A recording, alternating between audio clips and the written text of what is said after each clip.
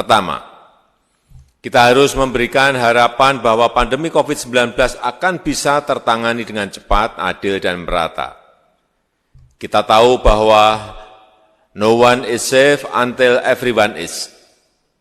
Kemampuan dan kecepatan antar negara dalam menangani COVID-19 termasuk vaksinasi sangat timpang. Politisasi dan diskriminasi terhadap vaksin masih terjadi. Hal-hal ini harus bisa kita selesaikan dengan langkah-langkah nyata. Di masa depan, kita harus menata ulang arsitektur ketahanan kesehatan global, Global Health Security System. Diperlukan mekanisme baru untuk penggalangan sumber daya kesehatan global, baik pendanaan, vaksin, obat-obatan, alat-alat kesehatan, dan tenaga kesehatan secara cepat dan merata di seluruh negara. Diperlukan standarisasi protokol kesehatan global dalam hal aktivitas lintas batas negara. Misalnya, perihal kriteria vaksinasi, hasil tes, maupun status kesehatan lainnya.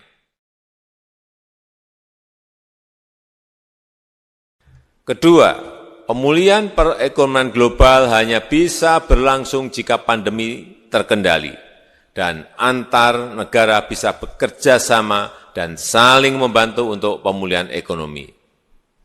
Indonesia dan negara berkembang lainnya membuka pintu seluas-luasnya untuk investasi yang berkualitas, yaitu yang membuka banyak kesempatan kerja, transfer teknologi, peningkatan kapasitas sumber daya manusia, dan berkelanjutan.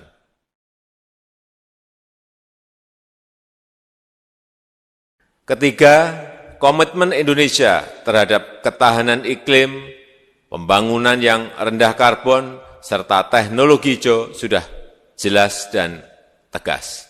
Tetapi proses transformasi energi dan teknologi tersebut harus memfasilitasi negara berkembang untuk ikut dalam pengembangan industri dan menjadi produsen teknologi.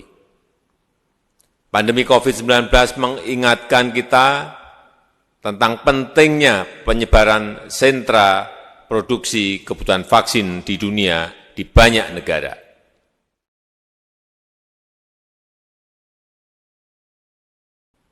Keempat, kita harus tetap serius melawan intoleransi, konflik, terorisme, dan perang.